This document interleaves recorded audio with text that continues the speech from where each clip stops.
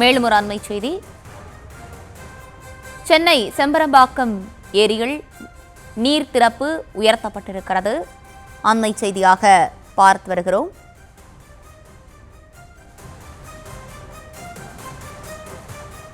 கூடுதல் விவரங்களோடு இணைகிறார் எம்முடைய செய்தியாளர் ஜெய்ஹரிஷ். ஜெய்ஹரிஷ், வணக்கம். விரிவான விவரங்கள். செம்பரம்பாக்கம் ஏரியிலிருந்து உபரிநீர் வெளியேற்றம் தற்போது 500 கன அடியிலிருந்து 1200 கன அடியாக உயர்த்தப்பட்டுள்ளது. ஏரியின் நீர்மட்டம் 24 அடியில் தற்போது 21.72 அடியாகவும், கொள்ளளவு 3645 மில்லியன் கன அடியிலிருந்து 3048 மில்லியன் கன அடியாக உள்ளது. நீர்வரத்து 100 கன அடியாக மட்டுமே தற்போது உள்ளது. நேற்றைய நிலவரப்படி செம்பரம்பாக்கம் ஏரியில் இருந்து உபரி நீர் வெளியேற்றமானது 200 கன அடியிலிருந்து 500 கன அடியாக உயர்த்தப்பட்டது.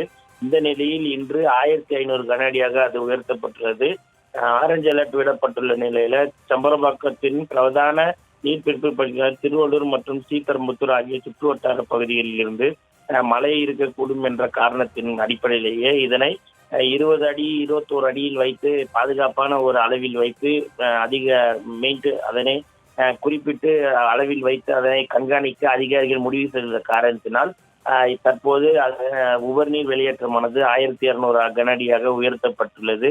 மேலும் இன்றைய நிலவரப்படி 3645 மில்லியன் கன அடியில் தற்போது 3048 மில்லியன் கன அடியாக மொத்த கொள்ளளவு உள்ளது குறிப்பிடத்தக்கது. நீர்வரத்தானது 100 கன அடியாகவும் உள்ளது.